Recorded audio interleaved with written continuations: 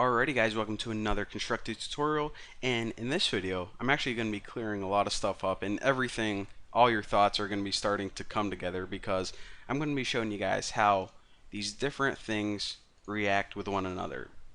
So in the last tutorial, what I did is, as you can see, I took this blue box and I added a behavior called platform behavior to it. Now in the description we saw it pretty much said react to all things that are solid, which pretty much means anything that's solid, this player just won't fall through it. However, how does it know what is solid and not? Well, in order for that game to determine what kind of things this player should jump on or be able to jump on and fall through, we need to give the ground a solid property. So in order to do, or excuse me, a solid behavior, I don't want to say property. So in order to do that, just go ahead and select one of these tiles right here, and what we want to say is make this tile behave like a solid object. So just add a behavior, since that's how we want it to behave. Oh yeah, I forgot. Just text me again. I'll tell you guys what Ralph said. Where is it? So if you didn't watch the last video, one of my friends told me to go to Google and type in people coffin, and then he goes, doesn't it look like everyone is giving the Invisible Man a BJ? So I didn't even look at Google, but I'm sure it does. So thank you all for pointing that out, and that's what I have to deal with my friends. I don't know, he's actually a pretty cool dude. So once we have a behavior that we want to add to this tile, click add, and of course select solid. Now I'll show you guys what that platform behavior was. It says jump and run between platforms. Pretty much this dude can stand on solid objects, anything that has a platform. So of course we want to say the ground is going to behave like a solid object. So now you can see we now added the solid behavior to this ground right here. And the cool thing about this is, since we can actually close out of this right now, is since these are instances of this first one, if you double click this, or excuse me, just click on any of these other tiles, you can see that they have the solid behavior too. And I talked about instances in the last tutorial, or not in the last tutorial, in my last series on Construct 2, the beginner series, and an instance is basically a copy of this that shares a lot of the same properties. So it's pretty cool whenever we did that, so we don't have to add the behavior to every individual one. So now it says this block, remember, can now stand on the solid ground. It isn't invisible to it. So that's good. But we have one little issue. We didn't tell the game yet to associate this image with the block. If we just played the game right now, we could go left and right with this invisible block, but the dude would stay there because he's not actually connected to this, even though he looks like it. So how do we do that?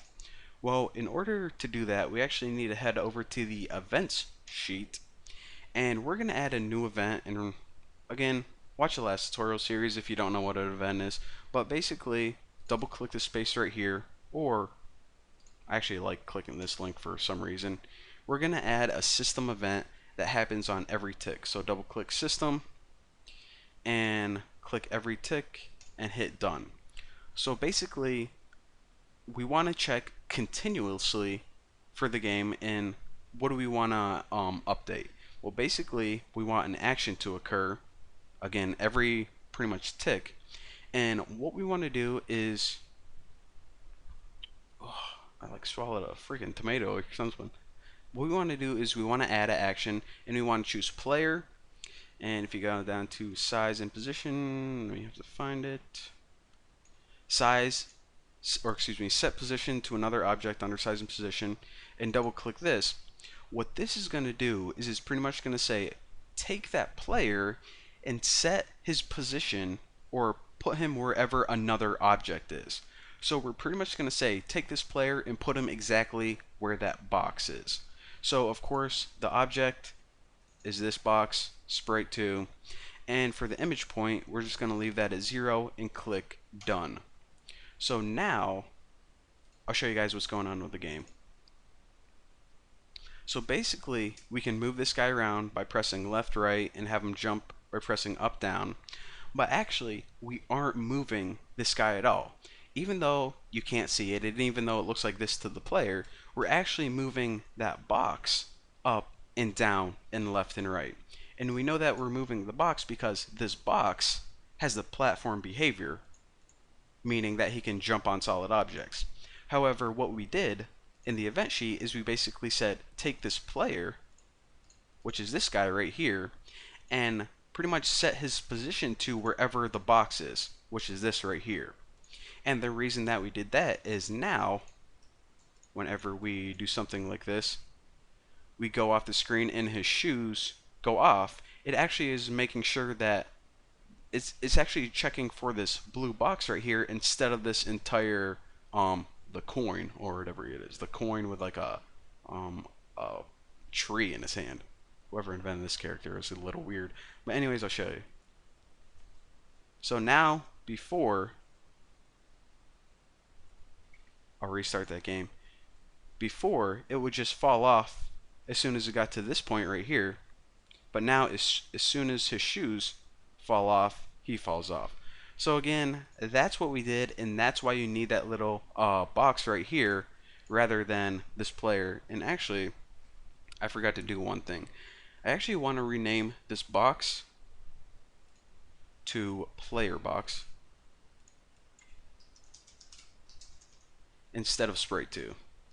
And also, that should update everything in your event sheet as well whenever you change the name.